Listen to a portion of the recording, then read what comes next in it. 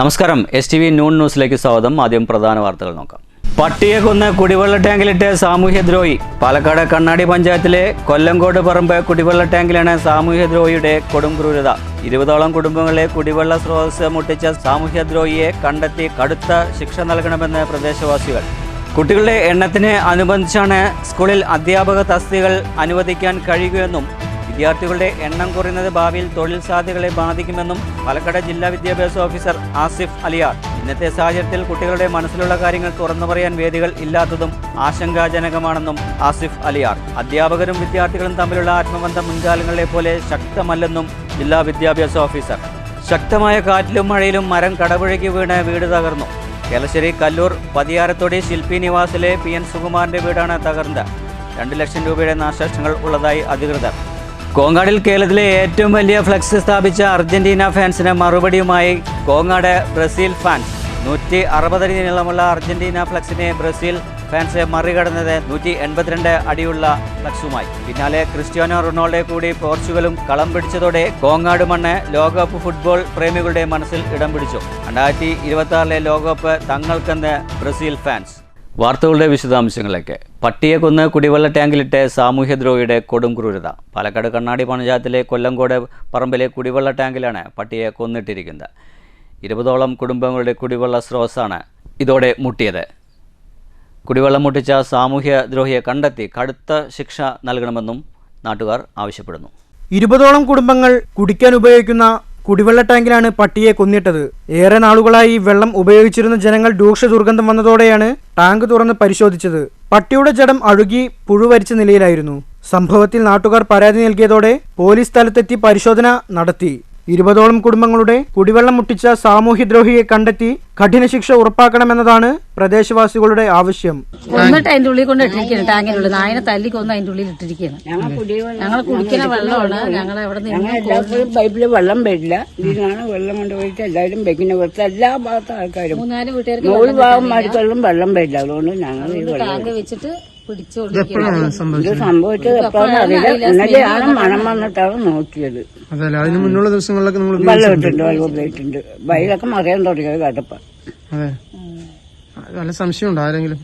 സംശയം പറയാനായില്ല. Case കൊടുത്തുണ്ടോ? Case വന്നിട്ട് പോലീസുകാർ വന്നിട്ട് പറഞ്ഞു. ഇവിടെ ഏകദേശം എത്ര കുടുംബങ്ങളുണ്ട് ഈ വെള്ളം ഉപയോഗിക്കുന്നത്? ഇവിടെ നമ്മളെ 20ഓളം കുടുംബങ്ങളുണ്ട്. 20ഓളം കുടുംബങ്ങൾക്കുള്ള വെള്ളം ഈ ടാങ്കിൽ. News bureau, Palakkad. കുട്ടികളെ എണ്ണത്തിന് അനുസരിച്ചാണ് സ്കൂളുകളിൽ അധ്യാപക തസ്തികകൾ അനുവദിക്കാൻ കഴിയുമെന്നും വിദ്യാർത്ഥികളുടെ എണ്ണം കുറയുന്നത് ഭാവിയിൽ തൊഴിൽ സാധ്യതകളെ ബാധിക്കുമെന്നും പാലക്കാട് ജില്ലാ വിദ്യാഭ്യാസ ഓഫീസർ ആസിഫ് അലിയാർ പറഞ്ഞു. ഇന്നത്തെ സാഹചര്യത്തിൽ കുട്ടികളുടെ മനസ്സിലുള്ള കാര്യങ്ങൾ തുറന്നു പറയാൻ വേദികൾ ഇല്ലാത്തത് ആശങ്കാജനകമാണെന്നും അദ്ദേഹം കൂട്ടിച്ചേർത്തു. അധ്യാപകരും വിദ്യാർത്ഥികളും തമ്മിലുള്ള ആത്മബന്ധം മുൻകാലങ്ങളിലെ പോലെ ശക്തമല്ലെന്നും അദ്ദേഹം പറഞ്ഞു. പാലക്കാട് പ്രസ് ക്ലബ്ബ് SSLC+2 വിജയികൾക്ക് ഏർപ്പെടുത്തിയ അനുമോദന സദസ്സ് ഉദ്ഘാടനം ചെയ്ത് സംസാരിക്കുകയായിരുന്നു ജില്ലാ വിദ്യാഭ്യാസ ഓഫീസർ. പല സർക്കാർ സ്കൂളുകളും അന്യസംസ്ഥാനങ്ങളിൽ നിന്നുള്ള കുട്ടികളുടെ പ്രവേശനത്തിന്റെ പിന്തുണയോടെയാണ് നിലനിൽക്കുന്നതെന്നും അദ്ദേഹം ചൂണ്ടിക്കാട്ടി. ഇന്നത്തെ സാഹചര്യത്തിൽ കുട്ടികളുടെ മനസ്സിലുള്ള കാര്യങ്ങൾ തുറന്നു പറയാൻ മതിയായ വേദികൾ ഇല്ലാത്തത് ആശങ്കാജനകമാണ്. അധ്യാപകരും വിദ്യാർത്ഥികളും തമ്മിലുള്ള ആത്മബന്ധം മുൻകാലത്തെ പോലെ ശക്തമല്ലാത്തത് വിദ്യാഭ്യാസ മേഖലയിലെ ഒരു അപജയമാണ്. 1ാം ക്ലാസ് മുതൽ തന്നെ പഠന നിലവാരം ക്രമാതീതമായി ഉയർത്തിക്കൊണ്ടുവരുമ്പോഴാണ് 10ാം ക്ലാസ്സിൽ മികച്ച വിജയം കൈവരിക്കാനാകുന്നത്. ഒരു വിദ്യാർത്ഥിയുടെ കഴിവും വ്യക്തിത്വവും മാർക്കിന്റെ അടിസ്ഥാനത്തിൽ മാത്രം വിലയിരുത്താനാകില്ല. മാർക്ക് കുറഞ്ഞതിന്റെ പേരിൽ ആർക്കും കുറ്റബോധം തോന്നേണ്ടതില്ല. വിവിധ സാമൂഹ്യ സാഹചര്യങ്ങളിൽ നിന്നുള്ള വിദ്യാർത്ഥികളാണ് വിദ്യാഭ്യാസ സ്ഥാപനങ്ങളിൽ എത്തുന്നതെന്നും സൗഹൃദം, പരസ്പര ബഹുമാനവും ചെറുപ്പം മുതൽ വളർത്തിയെടുക്കേണ്ടതുണ്ടെന്നും ആലിയാർ പറഞ്ഞു. വിദ്യാർത്ഥികളുടെ വിജയം വ്യക്തിപരമായ നേട്ടങ്ങളല്ല, അധ്യാപകരുടെയും രക്ഷിതാക്കളുടെയും സമൂഹത്തിന്റെയും കൂട്ടായ പരിശ്രമത്തിന്റെ ഫലമാണെന്നും അദ്ദേഹം കൂട്ടിച്ചേർത്തു. ചുരുക്കി പറഞ്ഞാൽ കേരളം സംസ്ഥാനത്ത് ഇപ്പോൾ ഏജ്ഡ് പോപ്പുലേഷനാണ് കൂടുതൽ. ബഹുമാനപ്പെട്ട മുഖ്യമന്ത്രിയുടെ ആദ്യത്തെ ക്യാബിനറ്റ് യോഗത്തിന് ശേഷം പുതിയതായിട്ട് ഒരു ഡിപ്പാർട്ട്മെന്റ് ഉണ്ടാക്കുന്ന കാര്യങ്ങളൊക്കെ പറഞ്ഞു കഴിഞ്ഞു. അപ്പോൾ കുട്ടികളുടെ എണ്ണം കേരളത്തിൽ കുറഞ്ഞു വരികയാണ്. നിങ്ങൾക്ക് എല്ലാവർക്കും അറിയാം, നിങ്ങൾ എല്ലാവരുടെയും ഭാര്യമാരും ഭർത്താക്കന്മാരൊക്കെ വിദ്യാഭ്യാസ വകുപ്പിൽ അധ്യാപകരൊക്കെ ജോലി ചെയ്യുന്നവരുണ്ട്. കുട്ടികളുടെ എണ്ണത്തിനനുസരിച്ച് മാത്രമാണ് അധ്യാപകർക്ക് പോസ്റ്റ് ഉണ്ടാവുള്ളൂ. പാലക്കാട് ജില്ലയിൽ കുട്ടികൾ ആരും ഇല്ലെങ്കിൽ കൂടി പാലക്കാട് DE ഓഫീസ് അവിടെ തന്നെ ഉണ്ടാവും, DE ഓഫീസിലുള്ള സ്റ്റാഫ് അവിടെ തന്നെ ഉണ്ടാവും. പക്ഷെ സ്കൂളുകളിൽ അങ്ങനെയല്ല. സ്കൂളുകൾക്ക് ഒരു വർഷം എത്ര കുട്ടികളുണ്ട് ഓരോ ക്ലാസ്സിലും ആ കണക്കനുസരിച്ചിട്ടാണ് അധ്യാപകരുടെ പോസ്റ്റ് വരുന്നത്. കുട്ടികൾ കുറയും. ഞാൻ പറഞ്ഞ രീതിയിൽ തന്നെയാണെങ്കിൽ ഇപ്പോൾ 1.3 ആണ്. സ്വാഭാവികമായിട്ട് അഡ്മിഷൻ കുറയും. പിന്നെ ധാരാളം സ്കൂളുകളുണ്ട്. CBSE, ICSE, സ്റ്റേറ്റ് സിലബസിൽ തന്നെ പല സ്കൂളുകളുണ്ട്. അപ്പോൾ സ്കൂളുകൾ തമ്മിലൊരു മത്സരങ്ങളുണ്ട്. Press club president Noble Jose അധ്യക്ഷത വഹിച്ചു. Secretary S. സീനേഷ് സ്വാഗതവും ട്രഷറർ മുഹമ്മദ് അലി പാറക്കുളം നന്ദിയും പറഞ്ഞു. News bureau, Palakkad. ശക്തമായ കാറ്റിലും മഴയിലും മരം കടപുഴകി വീണ് വീട് തകർന്നു. കേലശ്ശേരി കല്ലൂർ പതിയാരത്തൊടി ശില്പി നിവാസിലെ PN സുകുമാരൻ്റെ വീടാണ് തകർന്നത്. ഏകദേശം 2 ലക്ഷം രൂപയുടെ നാശനഷ്ടം കണക്കാക്കുന്നതായി അധികൃതർ പറഞ്ഞു. സമീപത്തെ തേക്കുമരം കടപുഴകി വീഴുകയായിരുന്നു. ഇന്നലെ രാത്രി 7 മണിയോടെയായിരുന്നു സംഭവം. 2 നിലയുള്ള ഓടിട്ട പുരയാണ് തകർന്നത്. മേൽക്കൂര പൂർണ്ണമായും തകർന്നു. കഴുക്കോൽ ഷീറ്റ്, സീലിംഗ് എന്നിവയും നശിച്ചു. ശബ്ദം കേട്ട് വീട്ടുകാർ പുറത്തേക്ക് ഇറങ്ങിയതിനാൽ വലിയ ദുരന്തം ഒഴിവായി. സുകുമാരൻ, ഭാര്യ രാധ, മകൻ സുജിത്ത് എന്നീ 3 കുടുംബം താമസിക്കുന്ന വീടാണിത്. 2 ലക്ഷത്തോളം രൂപ നാശനഷ്ടം കണക്കാക്കുന്നതായി വീട്ടുകാർ പറഞ്ഞു. വീടിന്റെ മേൽക്കൂര തകർന്നതോടെ നിർധന കുടുംബം ആശങ്കയിലാണ്. ഭയങ്കരമായിട്ടുള്ള ഒരു ശബ്ദം കേട്ടു. ഈ ശബ്ദം കേട്ട ഉടനെ വന്ന് നോക്കിയപ്പോൾ ഈ തേക്ക് ഇങ്ങനെ പുഴങ്ങി വീണൊക്കെ വീട്ടിൻ്റെ മുകളിൽ കിടക്കുകയാണ്. അപ്പം ഞങ്ങൾ തട്ടിൻ്റെ മുകളിലൊക്കെ പോയി നോക്കിയപ്പോൾ ഓടൊക്കെ പൊട്ടിയിട്ട് തട്ടിൻ്റെ മുകളിൽ മുഴുവൻ നിറച്ച് വെള്ളമാണ്. അങ്ങനെ സീലിംഗ് ഉണ്ടായിരുന്നു, ആ സീലിങ്ങൊക്കെ പൊട്ടിയിട്ടുണ്ട്. അങ്ങനെ വെള്ളം നിറഞ്ഞ് നിൽക്കുമായിരുന്നു. പിന്നെ പാത്രങ്ങളൊക്കെ കുറേ വെച്ച് നോക്കി. പിന്നെ മഴ നിൽക്കുകയും ചെയ്തല്ലോ, അതുകൊണ്ട് പിന്നെ കുറേ സമാധാനം കിട്ടി മഴ നിന്നപ്പോൾ. ഇതിപ്പോൾ ഈ തേക്ക് വീഴാൻ വേണ്ടി വന്ന ഒരു കാറ്റ്, എന്താ പറയുക, ഞങ്ങൾക്ക് ഒരുപാട് നാശനഷ്ടങ്ങളൊക്കെ ഉണ്ടായി. സാറേ എന്താ ചെയ്യുന്നത്? ഏകദേശം എത്ര നാശനഷ്ടങ്ങളുണ്ടായി? ഏകദേശം ഇപ്പോൾ എന്തായാലും ഇപ്പം ഇനി വീട് പൊളിച്ച് നേക്കണം, ഈ ഷീറ്റ് ഇടണം, 1 ലക്ഷത്തോളം വരും. സംഭവം അറിഞ്ഞ് വാടകം MP ശ്രീകുമാർ, പഞ്ചായത്ത് പ്രസിഡന്റ് ഫെബിൻ റഹിമാൻ, പരിസ്ഥിതി പ്രവർത്തകരായ KK റഹിമാൻ, PM അപ്പുക്കുട്ടൻ, കല്ലൂർ ഷാജി എന്നിവർ വീട് സന്ദർശിച്ചു. സർക്കാരിൽ നിന്നുമുള്ള സഹായം ഉടൻ നൽകണമെന്ന് വാടകം MP ശ്രീകുമാർ ആവശ്യപ്പെട്ടു. ഏതാണ്ട് ഞാൻ മനസ്സിലാക്കിയിടത്തോളം ഒരു 1 ലക്ഷത്തിൽ കൂടുതൽ സംഖ്യയുടെ നാശനഷ്ടം ഉണ്ടായിട്ടുണ്ട്. അതുകൊണ്ട് ബന്ധപ്പെട്ട അധികൃതർ ഉടനെ തന്നെ അദ്ദേഹത്തിന് വേണ്ട സഹായങ്ങൾ ചെയ്യണം. സാമ്പത്തികമായിട്ട് വളരെയധികം ബുദ്ധിമുട്ടുള്ള ഒരു കുടുംബമാണ്. അതുകൊണ്ട് പരമാവധി ആനുകൂല്യങ്ങൾ, സൗകര്യങ്ങൾ, സുകുമാരന് ഈ പുര പൊളിച്ച് മേയുന്നതിനുള്ള സൗകര്യങ്ങൾ ചെയ്തു കൊടുക്കണം. ഇത് പ്രകൃതിക്ഷോഭം മൂലമാണ്. അതുകൊണ്ട് തന്നെ അതിൻ്റെതായ ഗൗരവത്തിലെടുക്കണം എന്നാണ് ഈ സമയത്ത് പറയാനുള്ളത്. News bureau, Pathiripala.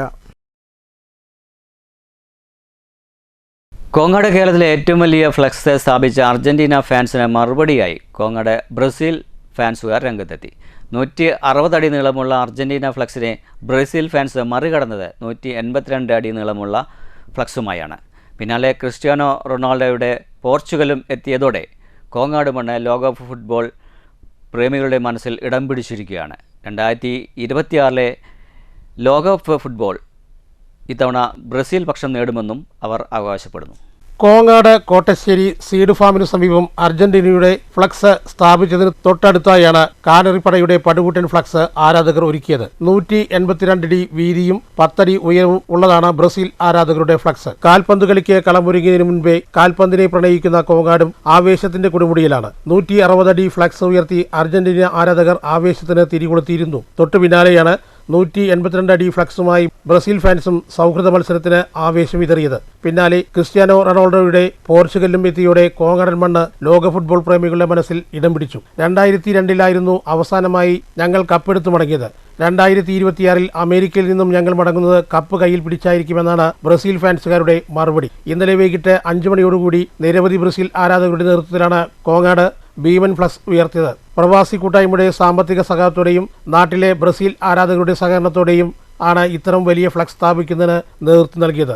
സീഡ് ഫാമിന് സമീപം പ്രധാന പാതയിലാണ് ഫ്ലക്സ് സ്ഥാപിച്ചിട്ടുള്ളത്. ഇത് കണ്ട് വാഹനങ്ങൾ റോഡരികിൽ നിർത്തും. ചിലരൊക്കെ മുന്നിൽ നിന്ന് സെൽഫി എടുക്കും. കഴിഞ്ഞ ലോകകപ്പിന് 150 അടി നീളമുള്ള ഫ്ലക്സ് ആയിരുന്നു ബ്രസീൽ ഫാൻസ് ഒരുക്കിയിരുന്നത്. ഇത്തവണ 75,000 രൂപ വരെ ഫ്ലക്സ് ഒരുക്കുന്നതിന് ചെലവായതായി ആരാധകർ പറഞ്ഞു. റോഡിന്റെ മറുവശത്ത് പോർച്ചുഗൽ ഫാൻസും ഫ്ലക്സ് ഉയർത്തിയിട്ടുണ്ട്. News bureau, Palakkad. ഷൊർണൂർ നഗരസഭയിലെ കവളപ്പാറ 10ാം വാർഡ് പ്രദേശത്തെ സൗന്ദര്യവൽക്കരണത്തിന് തുടക്കമായി. വാർഡ് കൗൺസിലർ രാജഗോപാലിൻ്റെ സാന്നിധ്യത്തിൽ നഗരസഭാ ചെയർപേഴ്സൺ അഡ്വക്കേറ്റ് P. നിർമ്മല സൗന്ദര്യവൽക്കരണത്തിൻ്റെ ഉദ്ഘാടന കർമ്മം നിർവഹിച്ചു. R. സുനു സ്വാഗതം പറഞ്ഞു. വാർഡ് കൗൺസിലർ രാജഗോപാൽ അധ്യക്ഷത വഹിച്ചു. 9ാം വാർഡ് കൗൺസിലർ മുരുകൻ നന്ദി പറഞ്ഞു. പ്രദേശത്തെ മുതിർന്ന പൗരന്മാരും കുടുംബശ്രീ പ്രവർത്തകർ, വിവിധ ക്ലബ്ബ് പ്രതിനിധികൾ തുടങ്ങിയവർ പരിപാടിയിൽ പങ്കാളികളായി. News centre, Shoranur.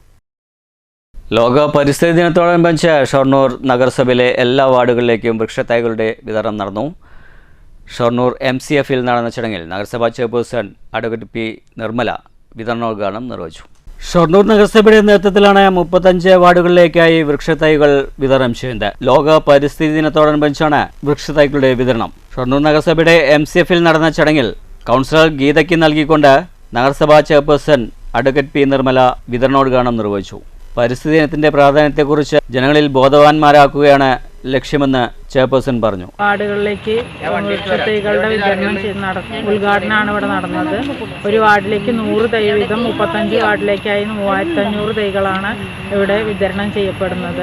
നമ്മുടെ പരിസ്ഥിതി ദിനത്തിൻ്റെ ഒരു പ്രാധാന്യത്തെക്കുറിച്ച് ആളുകളെ ബോധവാന്മാരാക്കുക എന്നൊരു ലക്ഷ്യം കൂടി ഇതിനുണ്ട്. നമ്മുടെ നഗരസഭ നമ്മുടെ ശുചിത്വത്തിലും മാലിന്യ സംസ്കരണത്തിലും അതുപോലെ തന്നെ നമ്മുടെ കാലാവസ്ഥയെ നിയന്ത്രിക്കുന്നതിനും എല്ലാം വേണ്ടിയിട്ടാണ് നമ്മൾ ഇത്തരത്തിലൊരു നടപടി ഇവിടെ ചെയ്തിട്ടുള്ളത്. ഒരു വാർഡിലേക്ക് 100 വൃക്ഷത്തൈകൾ വീതം 3500 വൃക്ഷത്തൈകളാണ് വിതരണം ചെയ്യുന്നത്. ഓരോ വാർഡുകളിലെയും കൗൺസിലർമാരെ വൃക്ഷത്തൈകൾ ഏൽപ്പിക്കുകയാണ്. ചടങ്ങിൽ vice chairman VK Anuraj, standing committee അധ്യക്ഷന്മാർ, കൗൺസിലർമാർ, സെക്രട്ടറി PS രാജേഷ് എന്നിവരും പങ്കെടുത്തു. News centre, Shoranur.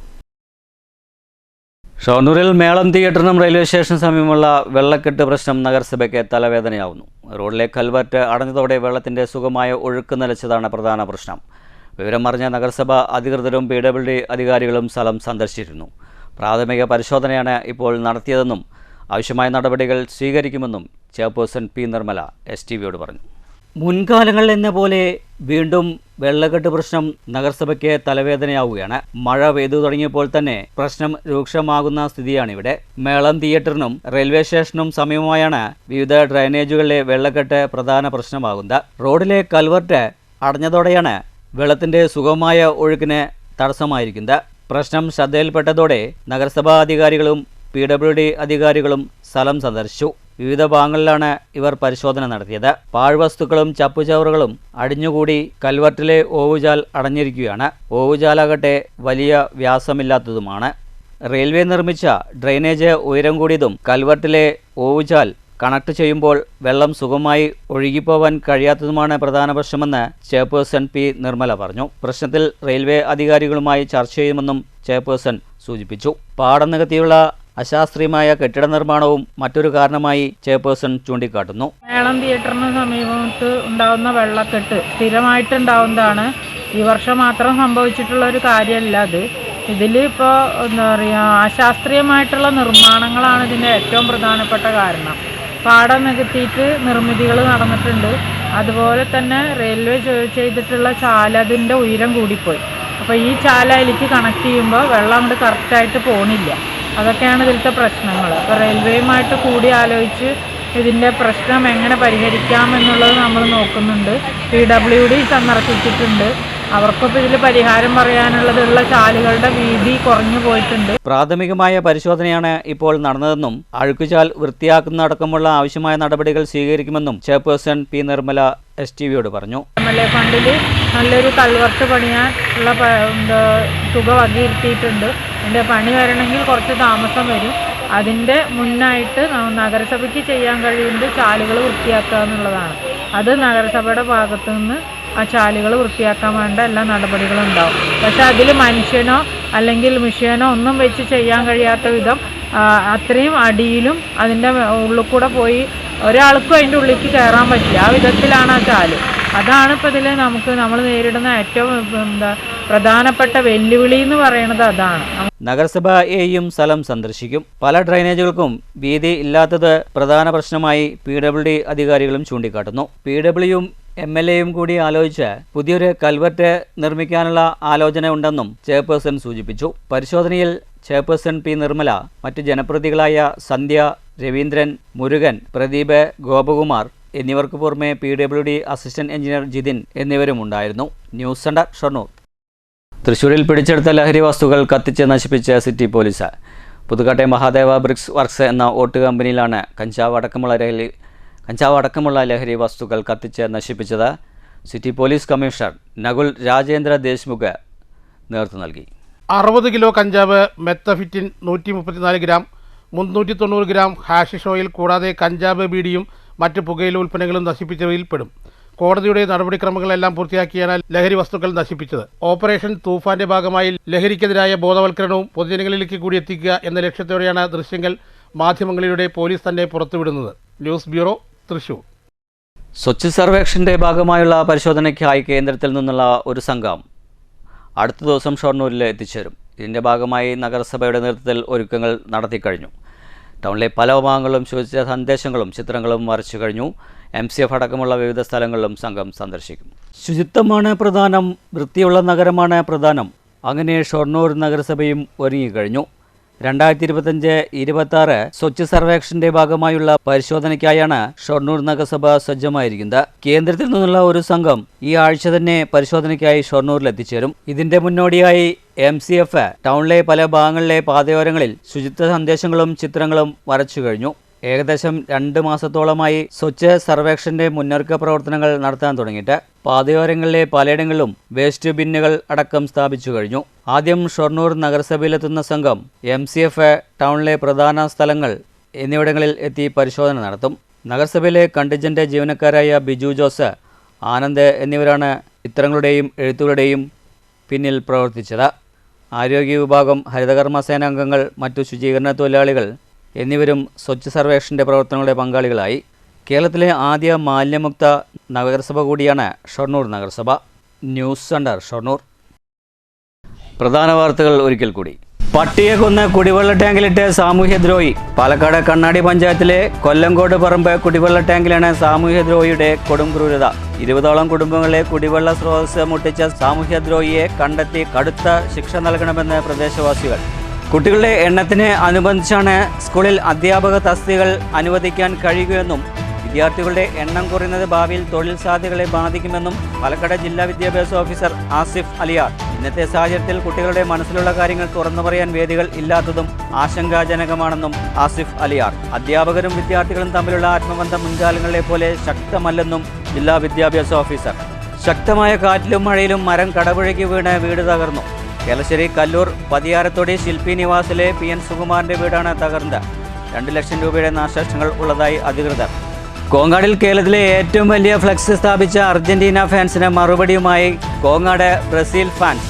160 അടി നീളമുള്ള അർജന്റീന ഫ്ലക്സിനെ ബ്രസീൽ ഫാൻസ് മറികടന്നത് 182 അടിയുള്ള ഫ്ലക്സുമായി. പിന്നാലെ ക്രിസ്ത്യാനോ റൊണാൾഡോ കൂടി പോർച്ചുഗലും കളം പിടിച്ചതോടെ കോങ്ങാട് മണ്ണ് ലോകകപ്പ് ഫുട്ബോൾ പ്രേമികളുടെ മനസ്സിൽ ഇടം പിടിച്ചു. 2026 ലോകകപ്പ് തങ്ങൾക്കെന്ന് ബ്രസീൽ ഫാൻസ്. ഇതോടുകൂടി വാർത്താ ബുള്ളറ്റിൻ സമാപിക്കുന്നു. അടുത്ത വാർത്തകൾ വൈകിട്ട് 6-ന്. നന്ദി, നമസ്കാരം.